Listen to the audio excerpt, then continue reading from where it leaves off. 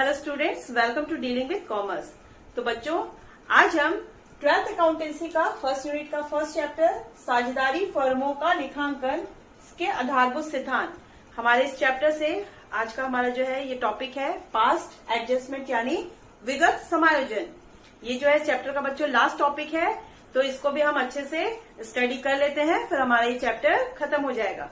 तो बच्चों, विगत समायोजन जो हमारा ये जो टॉपिक है, इसके नाम से ही हमको समझ में आ रहा है कि जो हमने कार्य फर्म में कर लिया, जो खाते हमने बना लिए, उसमें किसी भी प्रकार की कोई त्रुटि होने पर जो समायोजन किया जाता है, जो एडजस्टमेंट किया जाता है, उसे ही विगत समायोजन कहते हैं। बच्चों, कभी कभी क्या होता है, हमारा इंसानी फितरत है, गलतियां तो हमसे होती ही रहती हैं। इसी प्रकार जब हम अकाउंट्स बनाते हैं या जब फर्मों में खाता जो बनाया जाता है और जब ये खाते कंप्लीट हो जाते हैं, इसके बाद भी हमसे कुछ त्रुटियां जो है वो हो जाती हैं। इन्हीं त्रुटियों को, इन्हीं गलतियों को, इन्हीं मिस्टेक्स को जानकर सुधारना और उसको सुधारकर सही जगह पर उसको एडजस्ट करना ही समायोजन कहलाता है।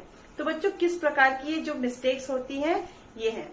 तो बच्चों, यदि साझेदारी संलेख में लिखे गए नियमों के अनुसार कुछ काम न हुआ हो, कुछ मदें छूट गई हो या किसी प्रकार का जो संलेख में जो नियम है उसके विपरीत कार्य हुआ हो, तो इसके कारण जो गलतियां होती है जिससे लाभ पर जो है वो असर होता है।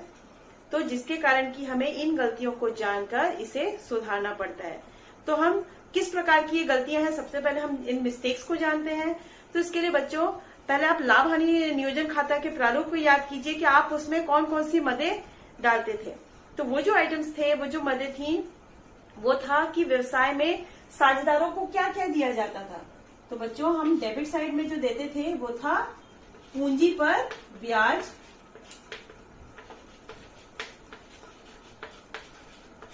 दूसरा था बच्चों ऋण पर ब्याज,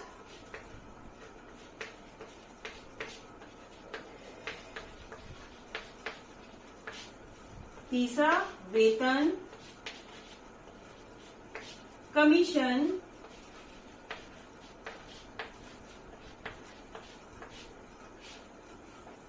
तो बच्चों चौथा है फर्म के अन्य व्यय,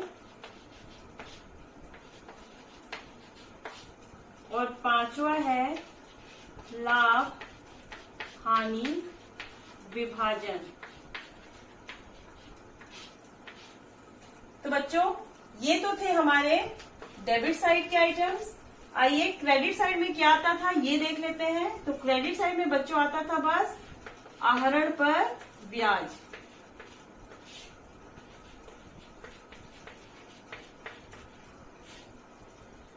तो ये वो सारी मदें हैं बच्चों जिसमें अगर किसी भी प्रकार का मिस्टेक हुआ तो हमें पास्ट एडजस्टमेंट करना पड़ेगा, विगत समायोजन करना पड़ेगा और हमें इसकी नई एंट्री सीखनी पड़ेगी। तो बच्चों, जो मिस्टेक्स होते हैं वो दो प्रकार के होते हैं जो इन सभी आइटम्स में होगा। या तो हम इन्हें पूरा का पूरा लिखना भूल गए, या फिर जो अमाउंट्स लिखते हैं वो या तो कम लिख दिया गया हो या फिर ज्यादा लिख दिया गया हो। तो बच्चों देख लेते हैं, जो हमारे मिस्टेक्स हैं वो दो तरह की गलतियां होती हैं। पहली जो गलती है वो है भूल जाना, और दूसरी जो है वो है अमाउंट को ज्यादा या कम लिख लेना। राशि ज्यादा या कम लिखना। तो बच्चों, ये दो प्रकार के मिस्टेक्स होते हैं जिसके कारण कि हमको विगत समायोजन करना पड़ता है। पहला है कि हमने राशि डालनी ही भूल गई हो, और दूसरा है बच्चों कि राशि ज्यादा लिख दी हो या फिर राशि कम लिख दी हो। तो ऐसी दशा में हम जो है विगत समायोजन करेंगे। तो चलिए बच्चों, हमने त्रुटियां जान ली है। आइए अब इन त्रुटियों को दूर करने की विधियों को जानते हैं। तो इन त्रुटियों को दूर करने के लिए कौन कौन सी विधि है। तो बच्चों, मुख्यतः दो विधियां हैं जिनसे हम इन त्रुटियों को दूर कर सकते हैं। पहली विधि है कि पूरी राशि डेबिट या क्रेडिट करना, और दूसरी जो विधि है वो है अंतर की राशि को डेबिट या क्रेडिट करना। तो बच्चों समझते हैं कि पूरी राशि डेबिट या क्रेडिट करना क्या है। तो बच्चों, समायोजन के फलस्वरूप जो राशि साझेदारों को दी जाती है, मतलब साझेदारों को प्राप्त होने वाली जो राशि है उसे हमको करना है क्रेडिट, और साझेदारों से वसूल की जाने वाली राशि जो है साझेदारों से ली जाती है, ऐसी राशि को करना है डेबिट। तो पूरी की पूरी राशि को जब हम डेबिट या क्रेडिट कर देंगे तो वो हमारी होगी पहली विधि। और जो दूसरी विधि है वो है अंतर की राशि को डेबिट या क्रेडिट करना। मतलब इस विधि के अनुसार प्रत्येक साझेदार के जो खाते में कुल डेबिट की जाने वाली राशि तथा कुल क्रेडिट की जाने वाली राशि का अंतर ज्ञात करते हैं, और इस अंतर की राशि को साझेदारों के खाते में डेबिट या क्रेडिट कर देना चाहिए। तो बच्चों, इस प्रकार इन दोनों विधियों से हमको जो है इन त्रुटियों को दूर करना है और विगत समायोजन करना है। तो चलिए बच्चों, हम प्रश्न के माध्यम से इसे और अच्छे से समझते हैं। हमारा ये जो टॉपिक है ये और अच्छे से क्लियर होगा। तो चलिए देखते हैं आज का हमारा ये प्रश्न। तो प्रश्न है, अ ब स साझेदार हैं जो लाभ हानि 2:2:1 के अनुपात में बांटते हैं। उनकी पूंजी क्रमशः 10,000 रुपये, 8,000 रुपये और 6,000 रुपये है। वर्ष के अंतिम खाते बना लेने के पश्चात ज्ञात हुआ कि साझेदारों की पूंजी पर 5% वार्षिक ब्याज नहीं दिया गया है, जो कि साझेदारी संलेख में देना तय हुआ था। चिट्ठा बदलने के स्थान पर यह निश्चय हुआ कि नए वर्ष के प्रारंभ में आवश्यकता अनुसार साझेदारों के पूंजी खाते डेबिट या क्रेडिट कर समायोजित किए जाएं। आवश्यक प्रविष्टि दीजिए। तो बच्चों, प्रश्न हमने देख लिया है। आइए इसे हल करने से पहले एक बार समझ लेते हैं। तो जो हमारा प्रश्न है इसमें 3 साझेदार दिए हुए हैं, अ, ब और स। तीनों साझेदारों का जो लाभालाभ अनुपात है वो है 2:2:1। बच्चों, अ ने 10,000 की पूंजी लगाई है, ब ने 8,000 की और स ने 6,000 की। बच्चों, प्रश्न में दिया हुआ है कि जो साझेदारी संलेख के अनुसार साझेदारों को 5% की दर से जो ब्याज देना था वो ब्याज जो है नहीं दिया गया है। तो बच्चों, इसी मिस्टेक को हमको इस क्वेश्चन में सुधारना है। तो आइए बच्चों, इसे हल करते हैं। उसे सॉल्व करने के लिए हम सबसे पहले बनाएंगे समायोजन तालिका। तो बच्चों, समायोजन तालिका को बनाने के लिए सबसे पहले हमको विवरण की एक कॉलम खींचनी है, और समायोजन के लिए डेबिट और क्रेडिट की 2 कॉलम खींचनी है, और अंतर की राशि के लिए भी हमको डेबिट और क्रेडिट की 2 कॉलम खींचनी है। तो बच्चों, इसमें जो है हम समायोजन की राशि लिखेंगे। साझेदारों को जो राशियां प्राप्त होती है वो आएगी क्रेडिट साइड, और जो साझेदारों से वसूल की जाएंगी वो आएंगी डेबिट साइड। और इसी प्रकार इन दोनों का जो अंतर है वो आएगा आपका डेबिट और क्रेडिट। तो बच्चों, इस तालिका को भरने के लिए सबसे पहले हमको बनाना पड़ेगा यहाँ पर वर्किंग नोट। मैंने वर्किंग नोट यहाँ पर तैयार कर लिया है। आइए आपको समझाती हूँ मैं कि जो समायोजन तालिका में जो राशि हमको करनी है क्रेडिट, यानी कि जो साझेदारों को प्राप्त हो रही है या प्राप्त होंगी, वो है उसमें करनी है हमको पूंजी पर ब्याज की गणना। तो बच्चों, पूंजी पर ब्याज की गणना के लिए साझेदारी संलेख के अनुसार सभी साझेदारों को जो है 5% की दर से पूंजी पर ब्याज प्राप्त होना था। तो आ का जो पूंजी पर ब्याज है वो निकालते हैं पहले। 10,000 गुणे 5/100 यानी 10,000 का 5% 500 रुपए। उसी प्रकार 8,000 का 5% 400 रुपए, और स का जो 6,000 का 5% जो है 300 रुपए। तो ये 3 जो राशियां हैं ये हमारी क्रेडिट साइड की राशियां हैं। तो आइए इसे हम क्रेडिट साइड में लिख देते हैं। अ को मिलना था नियम के अनुसार 500 रुपए, ब को मिलना था नियम के अनुसार 400 रुपए, और स को मिलना था नियम के अनुसार 300 रुपए। तो बच्चों, चलिए अब हम निकालते हैं डेबिट साइड की राशियां कि इनसे कितनी राशियां जो है वो वसूल की जाएंगी।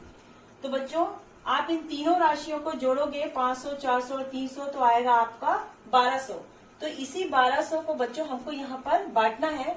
तो इस 1200 को हमको यहाँ पर साझेदारों के जो है लाभालाभ अनुपात में बांटना है। तो अनुपात में जो परिवर्तन है उस राशि को हम यहाँ पर निकालते हैं, और वो राशि हमारी जाएगी डेबिट साइड। तो बच्चों, जो अनुपात है वो है 2:2:1।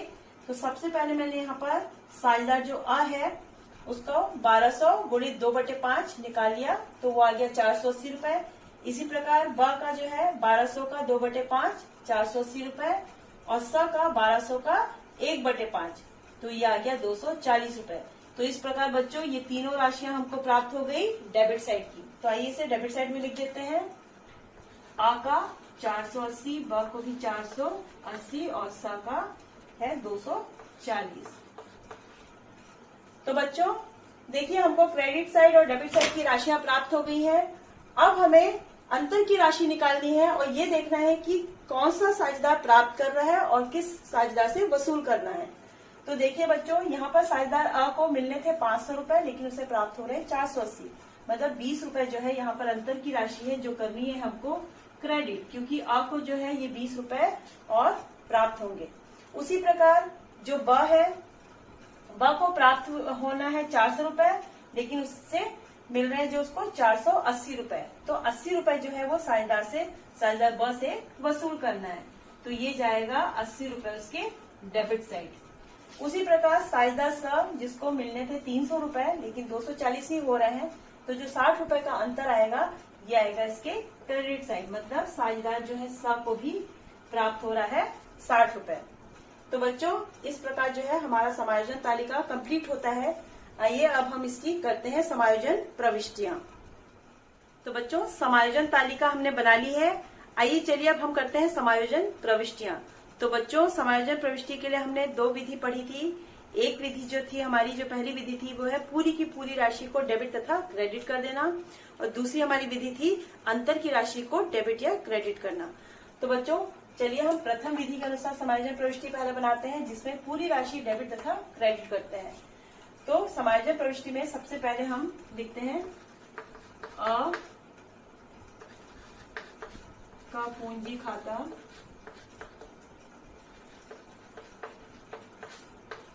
डेबिट, ब का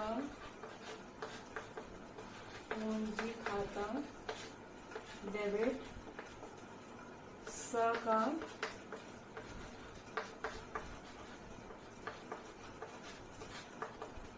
पूंजी खाता डेबिट। तो बच्चों ये तीनों साझेदारों का जो पूंजी खाता हम डेबिट कर रहे हैं, ये वो राशि लिखेंगे बच्चों जो समायोजन तालिका जब हमने बनाया था उसमें जो समायोजन के कॉलम में जो डेबिट में जो राशि आई थी। तो आ के पूंजी खाते में कितना था 480, ब के पूंजी खाते में भी था 480 और स के पूंजी खाते में था 240 रुपए। तो बच्चों वहां की जो राशियां डेबिट की थी वो यहाँ पर हमने समायोजन तालिका में समायोजन प्रविष्टि में डेबिट साइड कर दी। आइए अब क्रेडिट साइड की एंट्री करते हैं। अ के पूंजी खाते से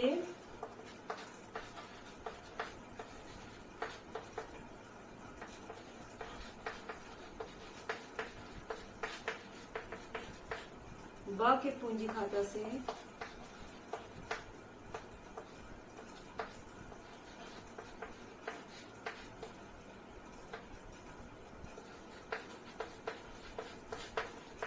और स के पूंजी खाता से।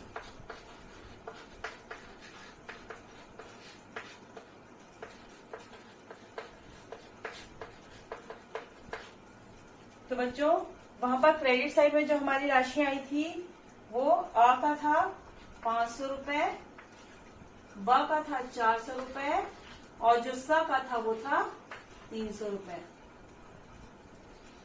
तो बच्चों इस प्रकार जो है हमारी जो प्रविष्टि है ये यहाँ पर खत्म होती है। समायोजन प्रविष्टि प्रथम विधि पर लिखेंगे हम पूंजी पर ब्याज का समायोजन।